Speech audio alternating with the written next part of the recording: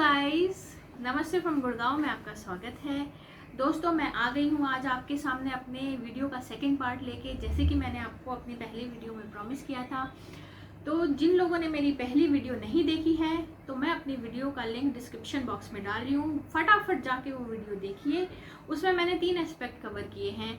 पहला कि अपनी तुलसी को हरा भरा कैसे रखें, अपनी तुलसी को कौन सी डायरेक्शन में रखें, और तीसरा 2 मैजिकल टिप्स शेयर की हैं। तो आज की वीडियो भी उसी से रिलेटेड है। तो बिना टाइम वेस्ट किए चलिए दोस्तों आगे बढ़ाते हैं अपनी इस वीडियो को। तो दोस्तों, जिनके घर में तुलसी हरी भरी नहीं रह पा रही है, जल्दी सूख जा रही है, आप उसकी पूरी सेवा कर रहे हैं लेकिन फिर भी वो जल्दी सूख जा रही है, तो दोस्तों कभी आपने अपनी तुलसी के गमले पे ध्यान दिया है? कभी आपने सोचा है कि आपको अपनी तुलसी के लिए कौन सा गमला यूज़ करना चाहिए, कौन सा गमला नहीं यूज़ करना चाहिए? तो मेरी आज की वीडियो इसी टॉपिक पे है। आइए दोस्तों, 5th गमले की बात करते हैं, जो कि है एक प्लास्टिक का गमला। तो दोस्तों, प्लास्टिक का गमला किसको यूज़ करना चाहिए और किसको नहीं यूज़ करना चाहिए? तो सबसे पहले जानते हैं कि किसको यूज़ करना चाहिए। अगर आप बहुत ज़्यादा ठंडे इलाके में रह रहे हैं, जहाँ का टेम्परेचर लेस देन 30 डिग्री जाता है, तो आप उसमें अपने प्लास्टिक के गमले यूज़ कर सकते हैं, उसमें तुलसी को उगा सकते हैं। क्योंकि दोस्तों, प्लास्टिक के गमले नॉन पोरस होते हैं, उसमें आपके पौधों की जड़ें गर्म रहेंगी। तो ठंडे एरिया में रहने वाले लोगों को प्लास्टिक का गमला यूज़ करना चाहिए। अब आइए बात करते हैं कि किन लोगों को प्लास्टिक का गमला यूज़ नहीं करना चाहिए। जो लोग बहुत ही गर्म इलाके में रह रहे हैं, जहाँ की एरिया का टेम्परेचर मोर देन 35 डिग्री जा रहा है, तो ऐसे में अगर आप प्लास्टिक के गमले यूज़ करेंगे तो प्लास्टिक के गमले की जो मिट्टी होगी वो गर्म हो जाती है। गर्म होने के कारण जो आपके प्लांट की जड़ें हैं वो जल जाती हैं। अब गर्म क्यों होती है? क्योंकि हम जानते हैं कि प्लास्टिक का गमला नॉन पोरस होता है, उससे एयर फ्लो अच्छे से नहीं हो पाता है, तो जड़ों को सांस लेने में दिक्कत होती है, तो जिसकी वजह से आपकी प्लांट की जड़ें जल जाती है। हम बात करते हैं अपने चौथे गमले की। चौथा गमला हमारा है सीमेंट का गमला।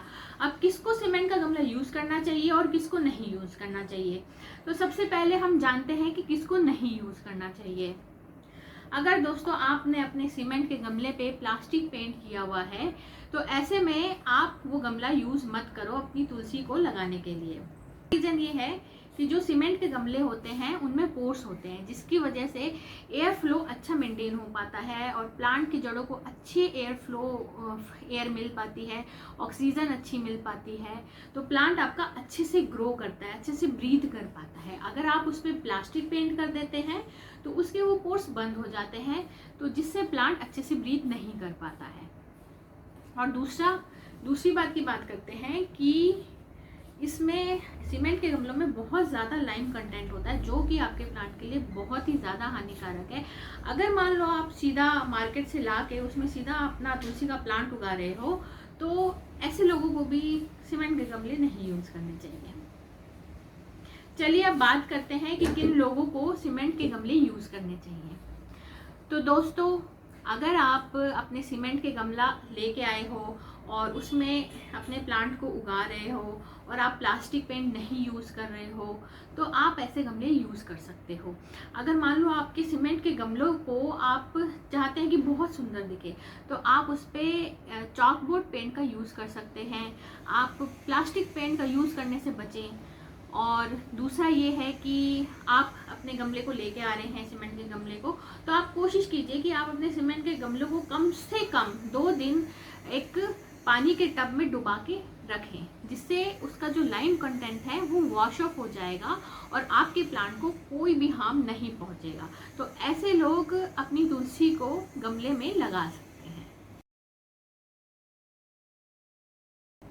आइए दोस्तों बात करते हैं तीसरे गमले की, जो कि है एक सेरामिक का गमला। तो आप मार्केट में जाते हैं तो सबसे पहला जो उसका डिसएडवांटेज है वो ये है कि बहुत ज़्यादा महंगे होते हैं सेरामिक के गमले एज़ कम्पेयर टू सीमेंट के गमले एंड प्लास्टिक के गमले। दूसरा ये है कि बहुत ज़्यादा फ्रेजाइल होते हैं, अगर मान लो हल्की सी भी ठोकर लगती है तो टूटने का खतरा बहुत ज़्यादा होता है। तीसरा पॉइंट ये है कि दोस्तों, अब सेरामिक के गमले में अगर टेम्परेचर फ्लक्चुएशन बहुत ज़्यादा होता है। अगर गर्म होगा तो बहुत ज़्यादा गर्म हो जाएगा और अगर ठंडा होगा तो बहुत ज़्यादा ठंडा हो जाएगा, जिसकी वजह से गमलों में क्रैक्स आ जाते हैं। अब चौथे पॉइंट की बात करते हैं दोस्तों। ये सेरेमिक के गमले को ग्लेज देने के लिए एक कोटिंग का यूज़ किया जाता है। तो वो कोटिंग आपके प्लांट्स के लिए बहुत ही ज़्यादा हार्मफुल है। वो कोटिंग क्या करती है कि जो इसमें पोर्स होते हैं उसको क्लोज कर देती है, जिसके कारण जो आपके प्लांट की रूट्स है वो ब्रीथ नहीं कर पाती है अच्छे से और आपका प्लांट मुरझाने लगता है। तो आप इस गमले को भी अपने तुलसी के पौधे को उगाने से बचें। अब दोस्तों बात करते हैं दूसरे गमले की, जो कि है क्ले का पॉट।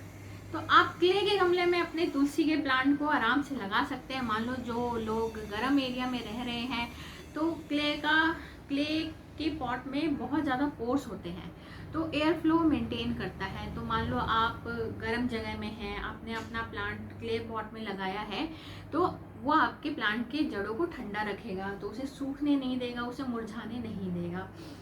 तो दोस्तों ये तो होगी क्ले पॉट की बात, लेकिन इसका एक डिसएडवांटेज भी है। क्ले पॉट में क्या होता है कि जो आपकी प्लांट की जड़ें हैं वो रूट बाउंड हो जाती हैं, जिसके कारण से उसकी ग्रोथ वहीं पे रुक जाती है। अगर मान लो आप क्ले पॉट यूज़ कर रहे हैं, आपको अपने प्लांट की अच्छी ग्रोथ चाहिए, तो कम से कम आपको साल में एक बार अपने क्ले पॉट को चेंज करना पड़ेगा, जिससे कि आपके प्लांट की ग्रोथ बहुत ही अच्छी होगी। और इसका मेन एडवांटेज ये है कि ये आपको चीप रेट्स में भी मार्केट में मिल जाता है। और अगर आप इसे सजाना चाहते हैं तो आप इस पे प्लास्टिक पेंट बिल्कुल भी मत यूज़ कीजिएगा, इस पे भी आप चाकबोर्ड पेंट यूज़ कीजिए। आइए दोस्तों अब बात करते हैं हमारे नंबर 1 प्लांटर की। अब ये है जूट प्लांटर।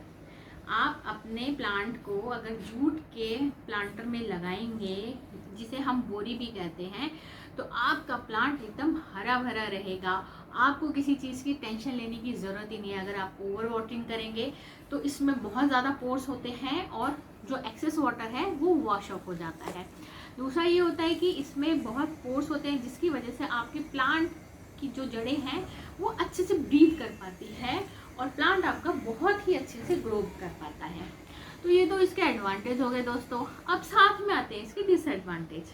तो इसका सबसे बड़ा डिसएडवांटेज ये है कि अगर मान लो आपको इसे शिफ्ट करना है, मान लो हमें इस बालकनी में ना रख के हमें दूसरी बालकनी में रखना है, या फिर हमें अपना सामान शिफ्ट करना पड़ रहा है, उसमें हमें अपने पौधों को लेके जाना है, तो ऐसे में इसके फटने के चांसेस बहुत ज़्यादा होते हैं। तो इस डिसएडवांटेज को आप कैसे दूर कर सकते हैं, इसका भी मैं उपाय आपको बताऊंगी। देखिए दोस्तों, आजकल है मार्केट में जूट फैब्रिक प्लांटर आ गए हैं, जो कि बहुत ईजिली अवेलेबल होते हैं और ये स्टर्डी होते हैं, ये जल्दी नहीं फटते हैं, इनकी लाइफ बहुत लंबी होती है। इनके ऊपर 2 हैंडल दिए होते हैं जिससे कि आप इसे अच्छे से उठा के कहीं पे भी रख सकते हैं और वो बहुत मजबूती से सिले होते हैं। तो ये जूट प्लांटर्स आपको मार्केट में ईजिली मिल जाते हैं। और मान लो आप मार्केट से नहीं लेना चाहते हैं या आप किसी वजह से मार्केट नहीं जा पा रहे हैं, तो आप इसे ऑनलाइन भी मंगा सकते हैं। मैंने ये जूट प्लांटर्स अमेज़ॉन से मंगाए हैं, तो उसका मैं लिंक आपको अपने डिस्क्रिप्शन बॉक्स में ज़रूर प्रोवाइड कर दूँगी। तो दोस्तों, आज की इस वीडियो को हम यही ख़त्म करते हैं। आप मुझे कमेंट करके ज़रूर बताइए कि आपको मेरी ये वीडियो कैसी लगी, आपको मेरे द्वारा बताई गई ये टिप्स कैसी लगी। और दोस्तों, जल्दी से मेरे चैनल को सब्सक्राइब कीजिए। मैं ऐसे ही इंटरेस्टिंग फैक्ट्स अपने चैनल पे लाती रहूँगी दोस्तों आप लोगों के लिए। So stay happy, stay healthy, stay always smiling. Thank you for watching my channel. Namaste from Guru.